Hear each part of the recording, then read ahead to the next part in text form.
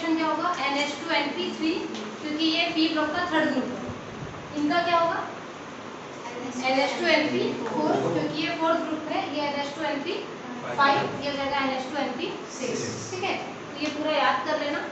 Group 15 से start करते हैं।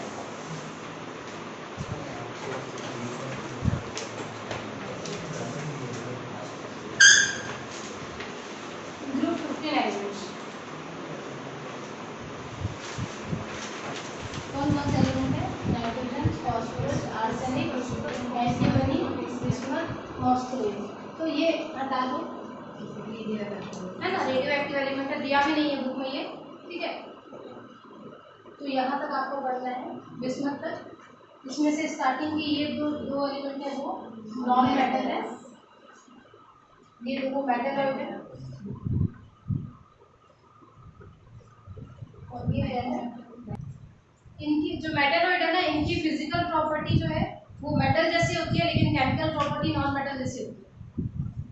मेटलॉइड्स की फिजिकल प्रॉपर्टी किससे होती है, मेटल्स जैसे होती है, लेकिन केमिकल प्रॉपर्टी किससे जैसे होती है, नॉन मेटल्स जैसी होती है। मतलब ये दोनों की प्रॉपर्टी शो कर रहे हैं, इसलिए आप इसको सेमी मेटल्स या फिर मेटलॉइड बोल सकते हैं।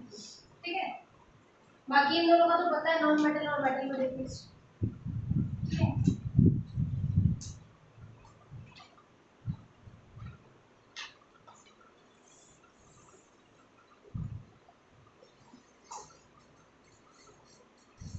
ऑकरेंस देखते हैं, कौन सी चीज कहाँ पर ऑकर होती है। ठीक है, इसका क्या कुछ खास मतलब नहीं है, लेकिन फिर भी देखिए। नाइट्रोजन का ऑकरेंस सबसे ज्यादा होगा एटमॉस्फेयर में। ठीक है, एटमॉस्फेयर में जितने भी गैसेस है उसमें 78% क्या है, नाइट्रोजन। ठीक है, तो अगर आपको नाइट्रोजन चाहिए होगा तो आप एयर का लिक्विफिकेशन करके निकाल सकते हो। जैसे ऑक्सीजन के लिए एयर लिक्विफाई कर सकते हैं, वैसे नाइट्रोजन का भी सेम प्रोसेस होता है ना। आप एयर को लिक्विफाई करके उसमें से नाइट्रोजन सेपरेट कर सकते हो।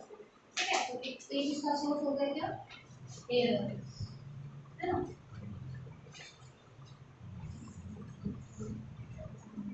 एयर में ये एलिमेंट्री फॉर्म में होता है, मतलब प्योर नाइट्रोजन के फॉर्म में होता है, लेकिन अर्थ क्रस्ट में जब ये होगा तो ये किसी कंपाउंड के फॉर्म में होगा। ठीक है, जैसे ये रहता है सोडियम नाइट्रेट या फिर पोटेशियम नाइट्रेट के फॉर्म में। तो बहुत सारे कंपाउंड के फॉर्म में होगा, लेकिन सबसे ज्यादा अबंडेंस किसका है, सोडियम और पोटेशियम नाइट्रेट का। ठीक है, सोडियम नाइट्रेट को कॉमनली अपन चीले सॉल्ट पीटर बोलते हैं, और इसको बोलते हैं Indian salt Peter.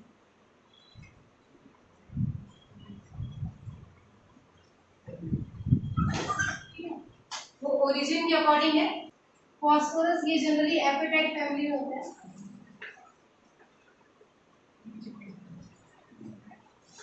Apatite family का मतलब ये है कि इसमें कैल्शियम फॉस्फाइड और कैल्शियम हैलाइड का मिक्सचर होगा। ठीक है, कैल्शियम फॉस्फाइड, फॉस्फेट और कैल्शियम हैलाइड का मिक्सचर होता है।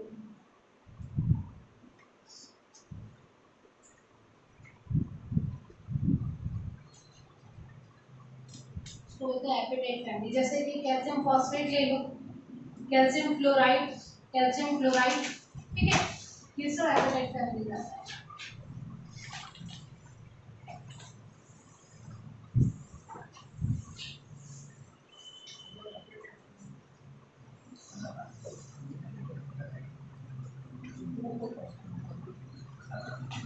ये भी आपको मिल जाएगा प्लांट और एनिमल में।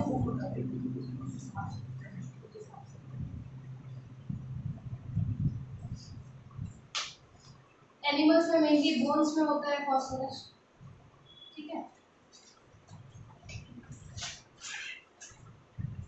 ये तुम लोग को याद नहीं होगा तो भी चलेगा।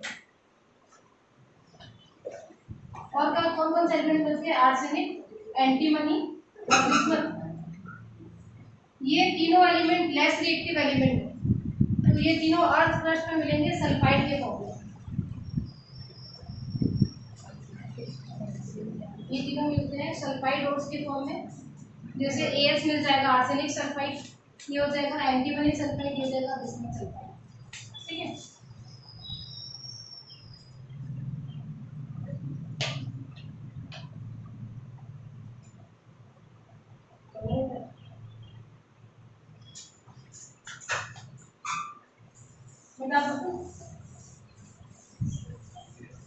इनकी प्रॉपर्टीज देखते हैं, पहले देखते हैं एटॉमिक प्रॉपर्टी।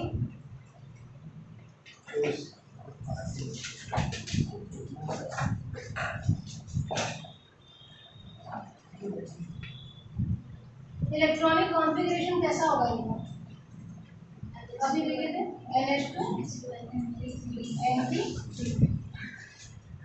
थर्ड ग्रुप में है ना, पी ब्लॉक के कौन सा ग्रुप में, थर्ड ग्रुप में, इसलिए NH2 NP3 होगा। N क्या है, नंबर ऑफ पीरियड, जैसे नाइट्रोजन सेकेंड पीरियड में है तो उसके लिए 2H2 2P3 होगा, आर्सेनिक थर्ड पीरियड में है तो उसके लिए 3H2 3P3 होगा। इसके लिए आपको ये ध्यान रखना है half filled orbital section,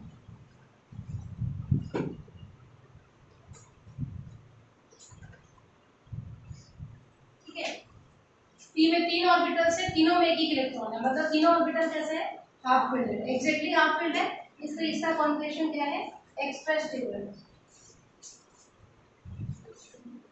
group 14 और ग्रुप 16 के कंपैरिजन में ये एक्सप्रेस टेबल होते हैं क्योंकि इनका पी ऑर्बिटल क्या है, एग्जैक्टली हाफ फील्ड है।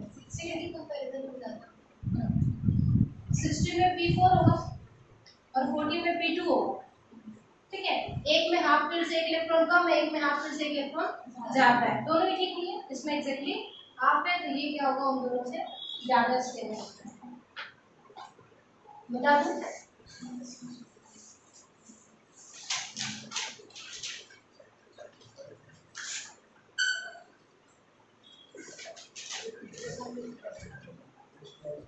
एटॉमिक साइज, एटॉमिक साइज कल देखे थे अपन, लेफ्ट टू राइट जाएंगे तो क्या होगा, टॉप टू बॉटम आएंगे तो क्या होगा, है ना। ग्रुप वाइज पढ़ रहे मतलब हमेशा टॉप टू बॉटम ही है, ठीक है। एटॉमिक साइज क्या होगा, टॉप टू बॉटम आएगा, इंक्रीज होगा।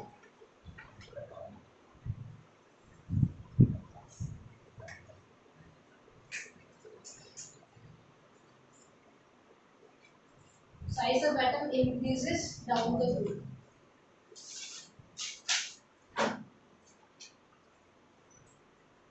रीजन क्या है, सेल साइड हो रहा है,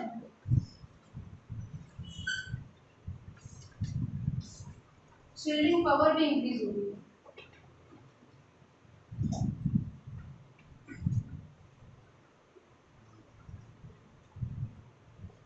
एक सेल ऐड हो जाएगा प्लस शील्डिंग पावर भी इंक्रीज हो रही है। शील्डिंग पावर याद है, आउटसाइड इलेक्ट्रॉन्स शील्ड करते हैं, इनर इलेक्ट्रॉन्स जो है वो आउटर इलेक्ट्रॉन्स को शील्ड करते हैं। जितने ज्यादा इनर इलेक्ट्रॉन्स होंगे आउटर इलेक्ट्रॉन उतना ज्यादा शील्डेड होता है, उतना ज्यादा सेफ होता है। सेफ होता है मतलब न्यूक्लियस से दूर होगा, दूर होगा मतलब साइज बड़ा होगा। तो क्या लिखते रहते हैं, लिखा करो, लेकिन जब मैं बोलती हूँ तो कुछ मत लिखा करो, सुनो उसके बाद आप सिखा दे दो, बोला करो ना, मैं नहीं मिटा, ठीक है। जितने ज्यादा इनर सेल्स होंगे, है ना, आउटर इलेक्ट्रॉन न्यूक्लियस से उतना ज्यादा शील्डेड होता है, उतना दूर होता है। दूर होगा मतलब अट्रैक्शन वीक होगा, अट्रैक्शन वीक है मतलब साइज बड़ा होगा, ठीक है।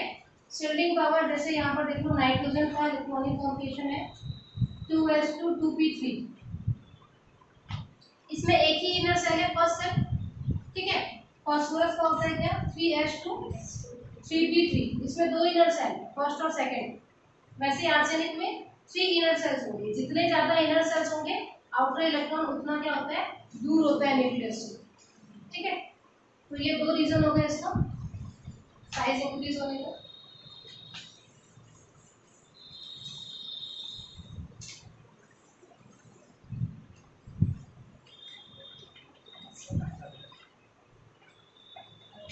आयोनाइजेशन एंथैल्पी, ये सब मैं तुमको कल रिवाइज करने बोली थी, पता नहीं तुम किए हो जाए।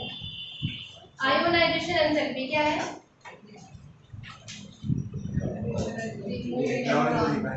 इलेक्ट्रॉन को निकालने का जो एनर्जी है, ठीक है। तो इससे आपको ये पता चलता है कि किससे इलेक्ट्रॉन इजीली रिमूव होगा, है ना। जिससे इजीली रिमूव होता है वहां पे एनर्जी कम लगती है, जिसमें रिमूव करने के लिए मेहनत चाहिए वहां पे एनर्जी ज्यादा लगती है, ठीक है। तो ये सीधे सीधे रिलेटेड है साइज से और ease of removal of electron, ठीक है। साइज से इनवर्सली प्रोपोर्शनल, ठीक है। जो टॉप टू बॉटम अगर अपन आते हैं,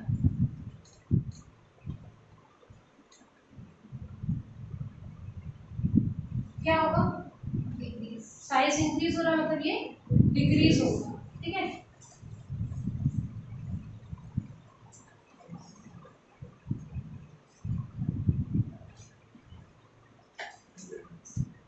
ये आपको ऐसे भी याद होगा कि अगर आप नाइट्रोजन फैमिली में जाते हो तो लास्ट वाला एलिमेंट मेटल है, लास्ट वाला एलिमेंट क्या है, मेटल है, तो उसके लिए इलेक्ट्रॉन यूज करना सबसे इजी होगा। ऊपर वाला नॉन मेटल है, मतलब उसको बहुत ज़्यादा एनर्जी चाहिए, सबसे नीचे वाला मेटल है तो उसको कम एनर्जी चाहिए। ठीक है, तो आप ऐसे भी समझ सकते हो या साइड से भी समझ सकते हो। ठीक है, तो आई ई डिक्रीज होता है अगर हम डॉट को बॉटम आते हैं। I E of group 14, I E of group 15 compare करते हैं। सेम पीरियड का एक ग्रुप 14 का एलिमेंट उठाओ, एक ग्रुप 15 का एलिमेंट उठाओ। जैसे आप उठा लो कार्बन और नाइट्रोजन, ठीक है, ग्रुप 14 का कार्बन और ग्रुप 15 का क्या उठा लो, नाइट्रोजन उठा लो। किसके लिए आयोनाइजेशन एंथैल्पी ज्यादा लगेगी, जिसका साइज कम होगा, छोटा होगा। इसका साइज छोटा है नाइट्रोजन का, तो इसके लिए आई की ज्यादा लगेगी। इधर से इधर जाते साइज छोटा हो जाता है ना, इसका साइज छोटा है तो यहाँ पर एनर्जी ज्यादा लगेगी। ठीक है,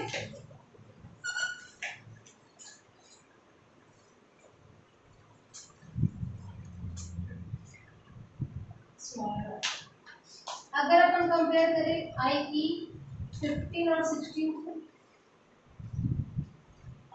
अब 16 छोटा है,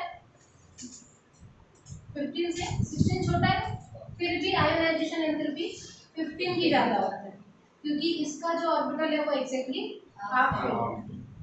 ठीक है, जो 15 के ऑर्बिटल्स के एग्जैक्टली हाफ फील्ड है, तो यहाँ पर इलेक्ट्रॉन रिमूव करना डिफिकल्ट है, साइज इसका साइज छोटा होता है बड़ा, इसलिए आई की यहाँ पे हमेशा ज्यादा लगती है, मतलब पहले वाले से भी ज्यादा है, बाद वाले से भी ज्यादा है। रीजन क्या है यहाँ पर,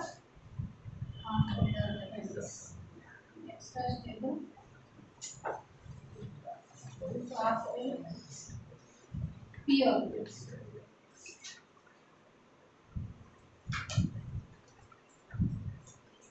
क्वेश्चन अगर पूछेगा तो 14 और 15 से नहीं पूछेगा, क्योंकि वो ऑब्वियस रीजन है, वो पूछेगा किससे, 15 और 16 से कंपेरिजन करेगा। ठीक है, तो 15 का ज्यादा है क्योंकि वो इसलिए हाफ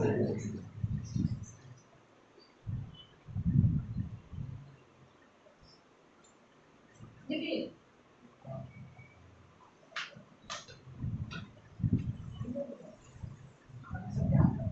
फोर्थ है क्या,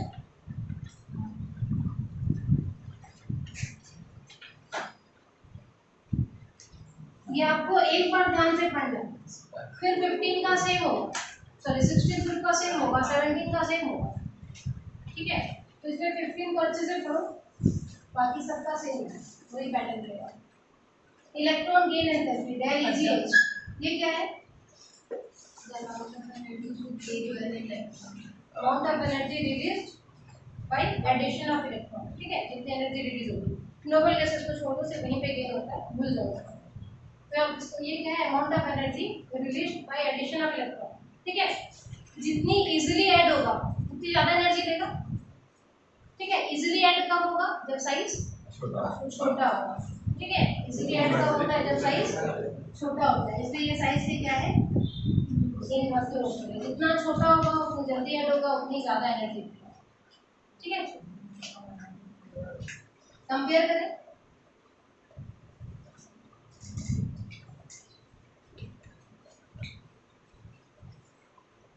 तो ये कैसा होना चाहिए,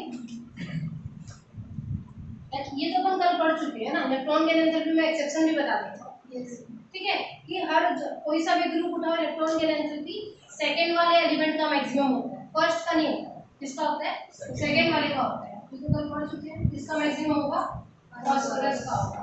ठीक है, ये भी टॉप टू बॉटम आ रहे क्या होते जा रहा है, डिक्रीज होते जा रहा है, बस यहाँ पे लग गया है, फास्फोरस का नाइट्रोजन से ज्यादा होगा, ज्यादा नेगेटिव होगा। ठीक है, क्या रीजन है इसका, होगा इंटर इलेक्ट्रॉनिक रिपल्शन। कल ही तो पढ़े, ठीक है, परसों ही तो पढ़े। साइज छोटा होना चाहिए, लेकिन नाइट्रोजन का साइज कुछ ज्यादा ही छोटा है, ठीक है।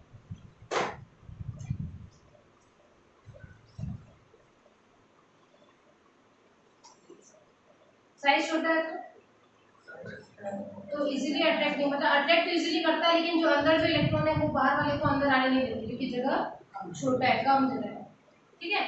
नाइट्रोजन के केस में अट्रैक्शन ज्यादा है, लेकिन नाइट्रोजन का साइज छोटा है, तो उतने सारे इलेक्ट्रॉन को अकोमोडेट नहीं कर पाता, उनके बीच में झगड़ा बहुत ज्यादा होता है, जगह कम है, ठीक है। साइज बड़ा रहेगा तो उतने ही इलेक्ट्रॉन आराम से एडजस्ट हो सकते हैं, है ना। तो फास्फोरस का साइज थोड़ा बड़ा है, इसलिए इसमें इलेक्ट्रॉनिक रिपल्शन कम होगा, ठीक है।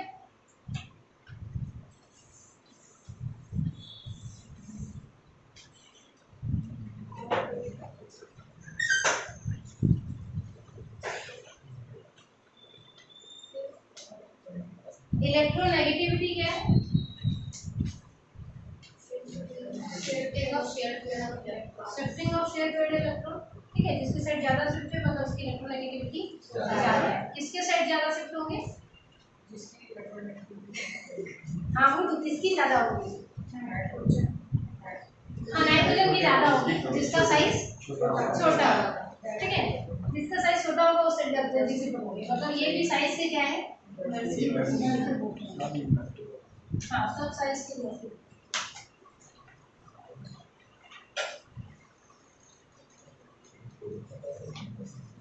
जब अपन 4-5 प्रॉपर्टी और पढ़ लेंगे ना, तो तुम सारी प्रॉपर्टी एक साथ देख लेना कि कौन सा साइज के डायरेक्टली प्रोपोर्शनल है और कौन सा इनवर्स, ठीक है।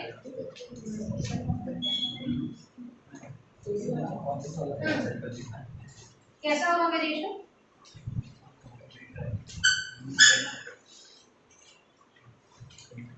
सीधा, यहाँ पे एक्सेप्शनल बिहेवियर नहीं है, ठीक है। क्यों नहीं है? क्योंकि यहाँ पे जगह की जरूरत ही नहीं है, क्योंकि वो इलेक्ट्रॉन गेन नहीं कर रहा है, सिर्फ अटैक कर रहा है। उसका अगर छोटा है या बड़ा है उससे हमको कोई मतलब नहीं, ठीक है। उसके पास कितना एरिया है उससे कोई लेना देना नहीं है, इलेक्ट्रॉन वहाँ पे जा नहीं रहा है, सिर्फ उसके साइड अट्रैक्ट हो रहा है, ठीक है।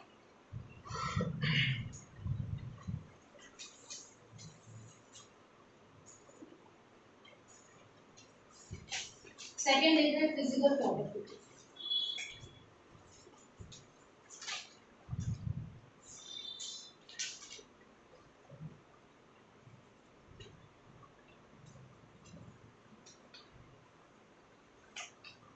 फिजिकल प्रॉपर्टी के लिए ये देखना जरूरी है कि उनके बीच में किस टाइप का बॉन्ड होता है, ठीक है। ये जो स्टार्टिंग के एलिमेंट्स हैं इसमें होता है, ये सब नॉन मेटल है, तो इसमें क्या होगा? Intermolecular force, van der Waals सीधे। और जैसे जैसे आप नीचे आते हो मेटालिक प्रॉपर्टी इंक्रीज होती है, ठीक है। तो मेटालिक प्रॉपर्टी इंक्रीज हो रही है मतलब इंक्रीज में कौन सा बॉन्ड होगा? मेटालिक। ऊपर वाले एटम्स है ना, तो इनके बीच में क्या होगा? वॉन डर वॉल होगा, ठीक है। इनके नीचे वालों के बीच में क्या होगा? मेटालिक बॉन्ड होगा, क्योंकि वो मेटल, ठीक है। वॉन डर वॉल सिर्फ साइज पर डिपेंड करता है। वॉन डर वॉल का मतलब क्या है? खाली एटम्स और मॉलिक्यूल्स एक साथ हैं इसलिए एक दूसरे को अट्रैक्ट करते हैं। यहाँ पे इलेक्ट्रॉन ट्रांसफर शेयर गेन कुछ नहीं होता, कोई लेना देना नहीं है, लेकिन एक कंटेनर में इसलिए एक दूसरे को अट्रैक्ट करते हैं। अब कुछ लेना देना नहीं है, ऐसे ही अट्रैक्ट कर रहे हैं, मतलब अट्रैक्शन कैसा होगा? बहुत वीक होगा। अगर इलेक्ट्रॉन देते या इलेक्ट्रॉन शेयर करते तो बॉन्डिंग स्ट्रॉन्ग होती है, लेकिन वो कुछ नहीं करते, खाली एक जगह है इसलिए उनका जो अट्रैक्शन होगा वो क्या होगा? बहुत वीक होगा, ठीक है। ये अट्रैक्शन सिर्फ साइज पर डिपेंड करता है, या बोल सकते हैं मास पर डिपेंड करता है, मॉलिक्यूलर मास पर,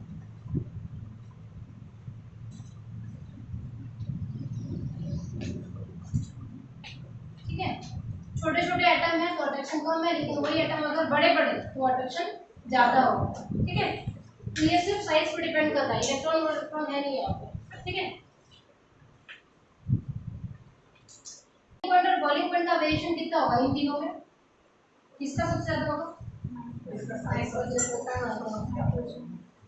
जिसका फोर्स सबसे ज्यादा है, जिसमें अट्रैक्शन ज्यादा है, उसको मेल्ट करने और बॉईल करने के लिए ज्यादा टेम्परेचर लगेगा। आर्सेनिक का ही होगा, यहाँ पे अट्रैक्शन फोर्स ज्यादा है तो उसको मेल्ट और बॉईल करने के लिए ज्यादा टेम्परेचर चाहिए, ठीक है। तो मेल्टिंग पॉइंट बॉइलिंग पॉइंट दोनों इंक्रीज होता है अगर आप टॉप टू बॉटम आ रहे हो, अप टू आर्सेनिक तक, ठीक है, इसमें से ये फर्स्ट वाला गैसेस स्टेट में, यहाँ पे अट्रैक्शन फोर्स सबसे कम है, तो इसका फिजिकल स्टेट क्या है, गैस। थोड़ा ज़्यादा है बल्कि इन दोनों का क्या है, सॉलिड।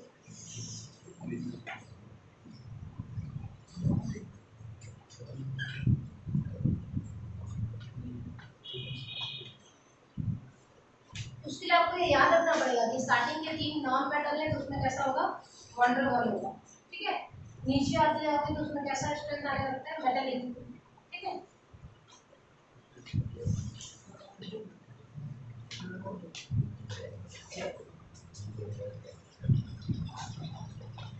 ये लिख चुके हो क्या, लिख चुके हो तो इसके नीचे लिख दो melting point and boiling point increases up to arsenic. Melting point और बॉइलिंग पॉइंट आर्सेनिक तक इंक्रीज होता है।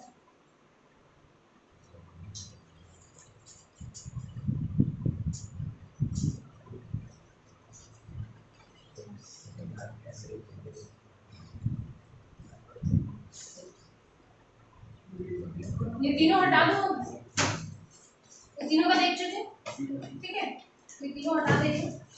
आपके पास बच गया एंटीमनी और बिस्मथ। इसके लिए अपन एक टर्म लिखेंगे इनर्ट पेयर इफेक्ट।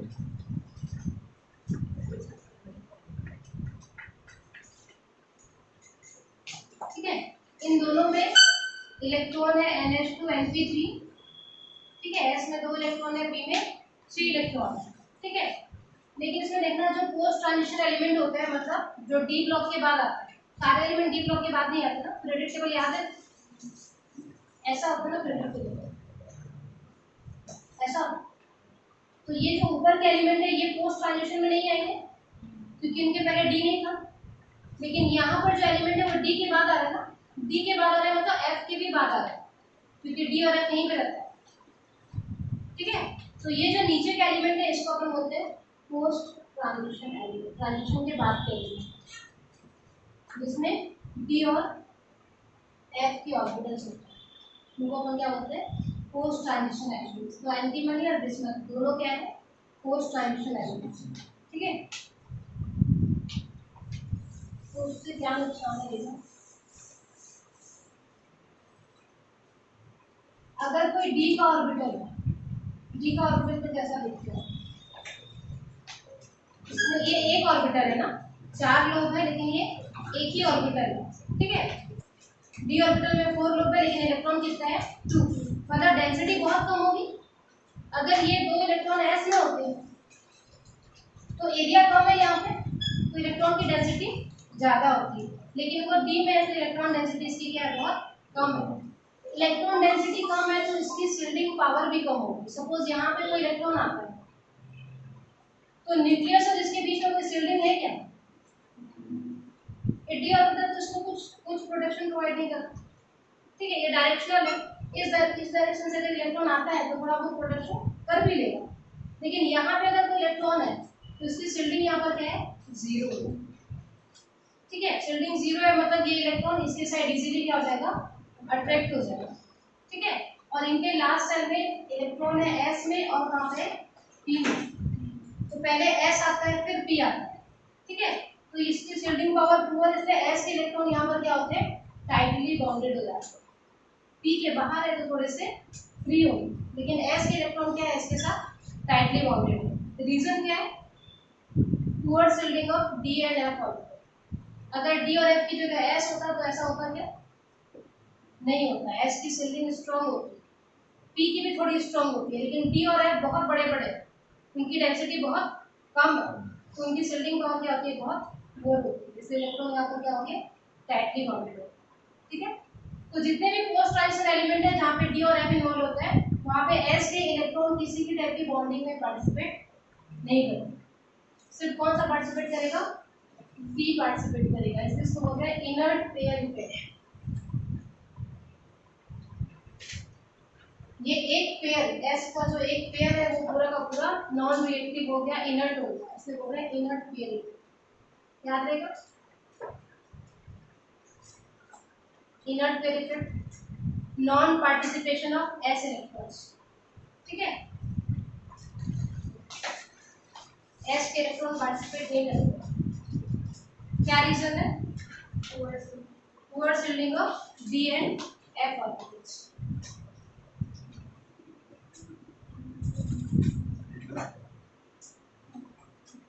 जिसमें सिर्फ डी है उसमें इनर फ्लेयर इफेक्ट कम होगा, जिसमें डी और एफ दोनों है उसमें इनर फ्लेयर इफेक्ट ज्यादा होगा। ठीक है, जबकि एस और पी एक ही सेल में है, लेकिन आप बैलेंस इलेक्ट्रॉन जब लिखते हो तो आप क्या लिखते हो?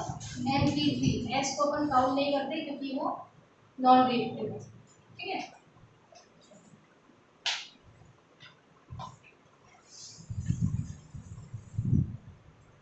तो अपन यहाँ तक देख चुके थे इन तीनों में कैसा बॉन्ड होता है? कॉर्नर बॉन्ड होता है। और उसके बाद क्या? एंटीमनी और बिस्मुथ। इन दोनों में कैसा होता है? मेटालिक होता है। उसमें भी इसके पास NH2 NP3 फिर भी है, लेकिन इसके पास सिर्फ NP3 है। इसके पास NH2 NP3 पूरा है ना, लेकिन इसके पास क्या है? सिर्फ NP3। ठीक है, तो इसके पास 5 इलेक्ट्रॉन है, इसके पास 3 इलेक्ट्रॉन है। बॉन्डिंग किसमें ज्यादा होगी? 5 वाले। जितने ज्यादा इलेक्ट्रॉन होंगे उतनी ज्यादा बॉन्डिंग होगी। तो इसमें मेटालिक बॉन्ड स्ट्रॉन्ग है, इसमें वीक है। ठीक है, मेटालिक बॉन्ड का स्ट्रेंथ डिक्रीज हो रहा है।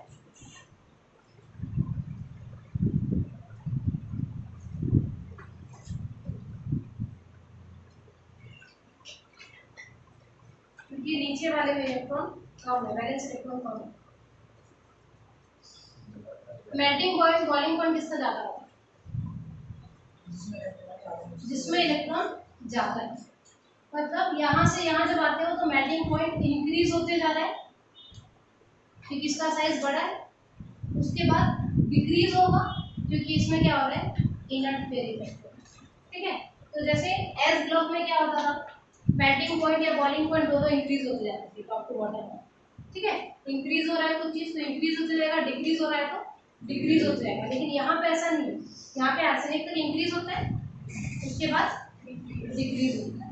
ठीक है, रीजन याद रखेगा।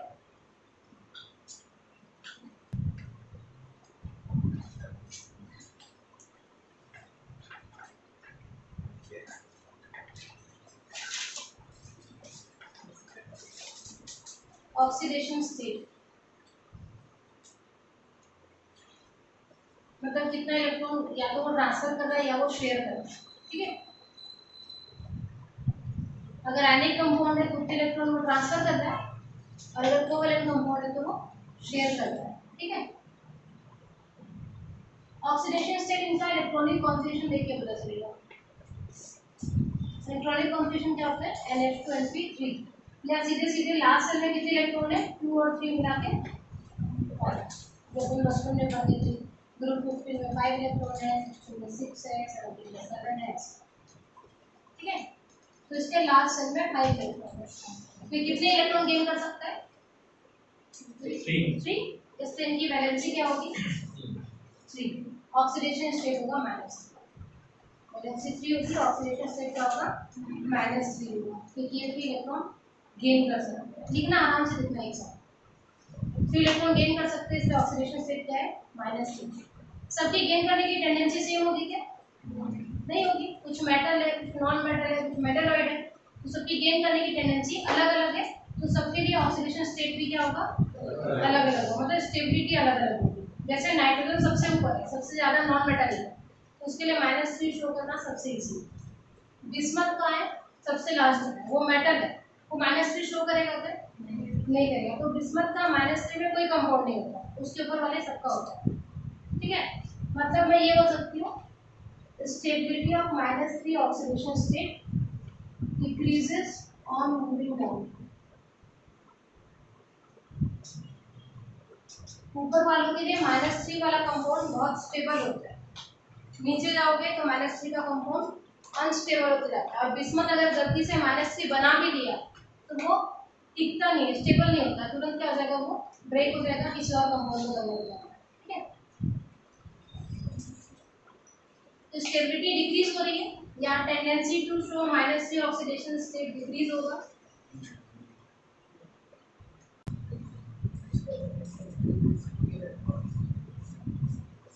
सब इलेक्ट्रॉन से मतलब इलेक्ट्रॉन से लेना देना नहीं, गेन कर रहे हैं, कितना है उससे मतलब गेन कर रहा है। गेन करने से रिलेटेड कौन सा जल्दी गेन करेगा, कौन सा जल्दी गेन करेगा, जो ज़्यादा नॉन मेटल है। ठीक है, लास्ट वाला तो गेन ही नहीं कर रहा क्योंकि वो क्या है, मेटल है। तो ये डिपेंड कर रहा है कि इसका मेटालिक या फिर नॉन मेटालिक कैरेक्टर कैसा है। तो मैं दो चीज बोल सकती हूँ, या तो मैं बोल सकती हूँ नॉन मेटालिक कैरेक्टर डिक्रीज हो रहा है, इसलिए -3 की टेंडेंसी कम होती जाएगी, ऊपर वाला अच्छा नॉन मेटल है तो वो जल्दी बनाएगा। ठीक है, या फिर आप क्या देख सकते हो, मेटालिक कैरेक्टर इंक्रीज होता है, कोई सा भी रीजन दे सकते हो, सेम है।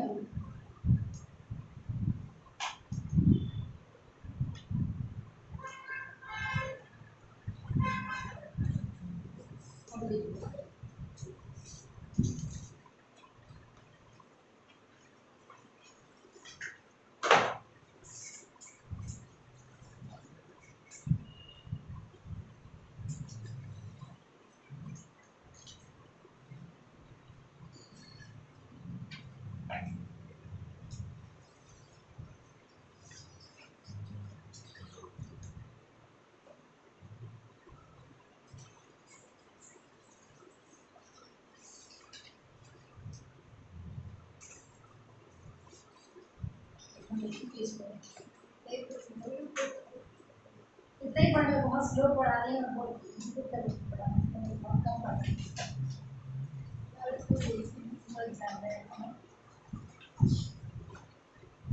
हो गया,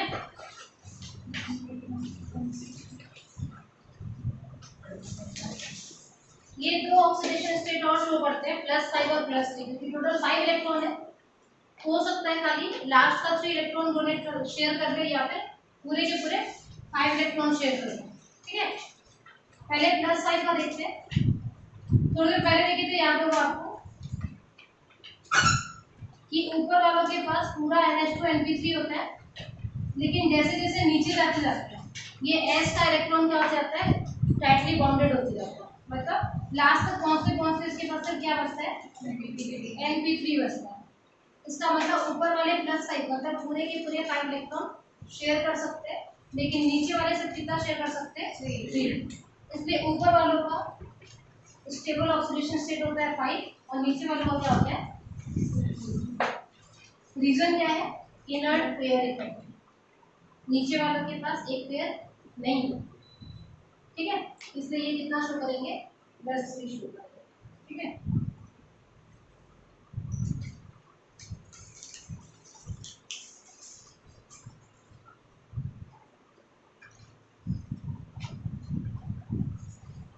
बिस्मथ +5 में कोई कंपाउंड नहीं है।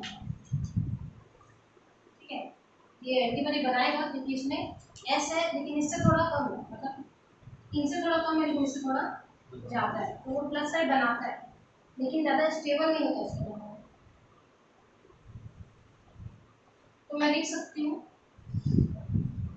स्टेबिलिटी ऑफ +5 कंपाउंड डिक्रीजेस और +3 कंपाउंड क्या होगा, इंक्रीजेस। और दोनों के रीजन में नीचे लिख लेना, इनर्ट पेयर इफेक्ट।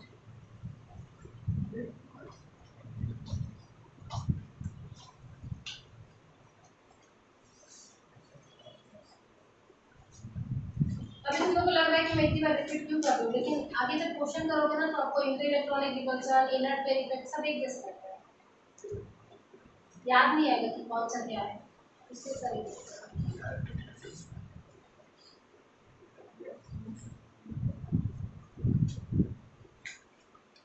ठीक है, नाइट्रोजन बहुत सारे ऑक्सीडेशन स्टेट हो सकता है, जैसे -3 +5 +3 तो करते ही हैं ये, है ना। उसके अलावा वो +1 +2 सब शो करता है, मतलब -3 के से लेके +5 तक वो सारे ऑक्सीडेशन स्टेट शो करता है नाइट्रोजन।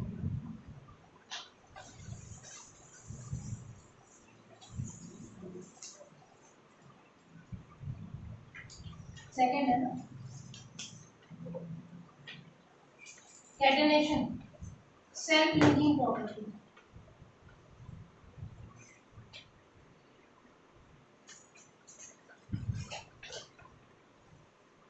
ठीक है, चैन फॉर्मेशन की प्रॉपर्टी, जैसे कार्बन है लॉन्ग चेन बनाता है, आपको याद होगा अपन पढ़ते थे नीचे, तो वैसे उसके चेन में बहुत सारे कार्बन हो सकते हैं, उसकी कैटेनेशन टेंडेंसी बहुत हाई होती है। ठीक है, पूरे पीरियोडिक टेबल में कार्बन और सिलिकॉन दोनों ग्रुप 14 है, इन दोनों की कैटेनेशन टेंडेंसी बहुत हाई होती है। ये डिपेंड करता है स्ट्रेंथ पे।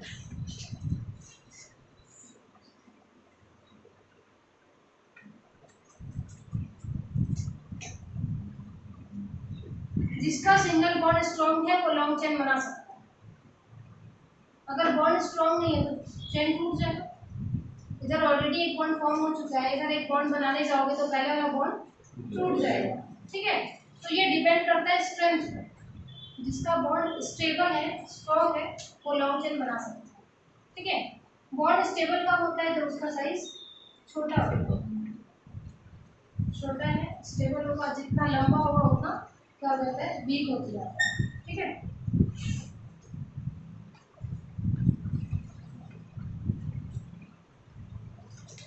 ऐसा है।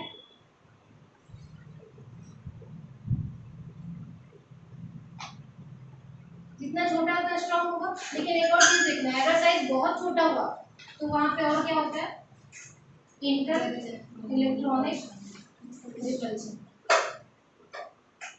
ठीक है, जैसे आप कोई सा भी जैसे दो आइटम ले लो, यहाँ पे इनका एक एक इलेक्ट्रॉन शेयर हो रहा है, यहाँ पे नॉन बॉन्डेड इलेक्ट्रॉन बचेगा, एक इलेक्ट्रॉन शेयर हो रहा है तो नॉन बॉन्डेड इलेक्ट्रॉन भी बचेगा। ठीक है, अगर इनका साइज कुछ ज्यादा ही छोटा है तो ये इलेक्ट्रॉन्स के बीच में क्या होगा, रिपल्शन। ठीक है, साइज छोटा होना चाहिए, लेकिन साइज अगर कुछ ज्यादा ही छोटा हो गया तो इलेक्ट्रॉन्स के बीच में फिर क्या होने लगता है, रिपल्शन होने लगता है। तो साइज बहुत छोटा भी नहीं होना चाहिए, जैसे इस वाले पीरियड में तो इधर से इधर जा रहा है, साइज छोटा होता जा रहा है। ठीक है, इसका साइज सबसे छोटा है तो इसका बॉन्ड सबसे अनस्टेबल है, कुछ ज्यादा ही छोटा है। कार्बन बीच में है, न बहुत बड़ा है न बहुत छोटा है, इसलिए इन सब में कार्बन की कैटेनेशन टेंडेंसी सबसे हाई होती है ना। वैसे ही इसके नीचे सिलिकॉन होगा, यहाँ पे फॉस्फोरस होगा, यहाँ पे एल्यूमिनियम होगा, यहाँ पे कुछ होगा ऐसे। ठीक है, तो सिलिकॉन की फिर से यहाँ पर पोजीशन देखो, ना बहुत छोटा है ना बहुत बड़ा है, तो इनकी कैटेनेशन की टेंडेंसी बहुत ज़्यादा है। ये तो हो गया पीरियड, ग्रुप में कैसा होगा,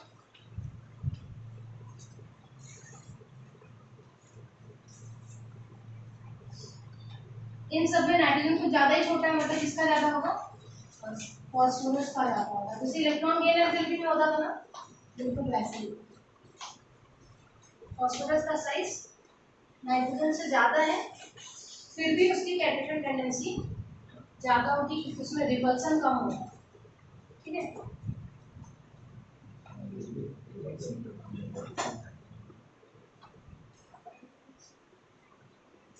नाइट्रोजन डाइएटॉमिक मॉलिक्यूल बनाता है इसीलिए, और फॉस्फोरस बनाता है टेट्राएटॉमिक।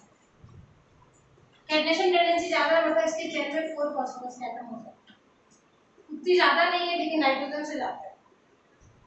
ठीक है,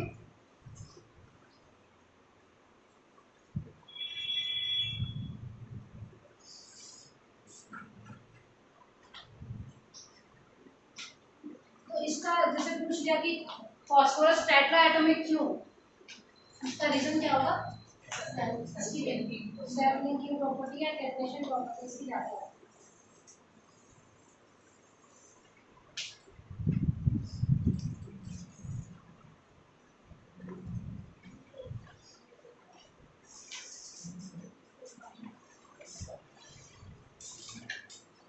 एनामोलस बिहेवियर ऑफ नाइट्रोजन, सारे ग्रुप के फर्स्ट एलिमेंट बाकी सारे मेंबर से डिफरेंट होते हैं। जैसे नाइट्रोजन फैमिली में नाइट्रोजन डिफरेंट होगा, ऑक्सीजन फैमिली में ऑक्सीजन डिफरेंट होगा, मतलब जो भी एनामोलस बिहेवियर होगा वो सब फर्स्ट मेंबर के साथ ही होता है। कुछ कुछ एनामोलस बिहेवियर अपन देख चुके हैं, जैसे कैटेनेशन टेंडेंसी स्मॉलेस्ट एटम की सबसे ज्यादा होनी चाहिए लेकिन नाइट्रोजन की कम होती है। अपन देखे थे इलेक्ट्रॉन, हाँ इलेक्ट्रॉन गेन एंथैल्पी सबसे कम होनी चाहिए, इसकी सबसे ज्यादा होनी चाहिए किसकी, जिसका साइज छोटा है लेकिन नाइट्रोजन का कम होता है, ठीक है। वैसे बहुत सारी प्रॉपर्टी है जो नाइट्रोजन का अलग है। नाम देखिए क्या क्या है, पहले देख लेते हैं रीजन क्या है। नाइट्रोजन ही क्यों सबसे अलग है? साइज, एनामल्स बिहेवियर नहीं लिखती, बिहेवियर का रीजन लिखती हूँ, ठीक है। फर्स्ट रीजन क्या है? स्मॉलेस्ट साइज, इसका साइज एक्सट्रीमली स्मॉल है, ठीक है।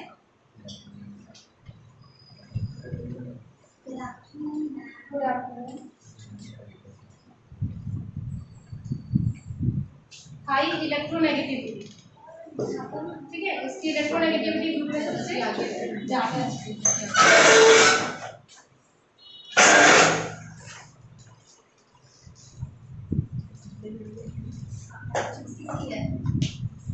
थर्ड रीजन है एब्सेंस ऑफ डी ऑर्बिटल, ठीक है। फर्स्ट पीरियड में एक ही ऑर्बिटल होता है एस, सेकंड पीरियड में कौन कौन से ऑर्बिटल होंगे? एस और डी। थर्ड में क्या होगा? एफ ई डी, मतलब डी ऑर्बिटल स्टार्ट होते हैं थर्ड पीरियड से, और ये कौन से पीरियड में? सेकंड। फर्स्ट पीरियड में खाली हाइड्रोजन और हीलियम है, ठीक है। ये फर्स्ट मेंबर है लेकिन सेकंड पीरियड में है, ठीक है। वो जो पीरियोडिक टेबल है ना, अपने दिमाग में ऐसे इमेजिन कर लो। फर्स्ट पीरियड में सिर्फ हाइड्रोजन और हीलियम है, बाकी सारे ग्रुप में एलिमेंट कहाँ से स्टार्ट होता है? सेकंड पीरियड से स्टार्ट होता है, ठीक है। तो सेकंड पीरियड में डी नहीं होता है, थर्ड से डी स्टार्ट होता है, ठीक है। इसका बिहेवियर देखें कि टाइम हो गया,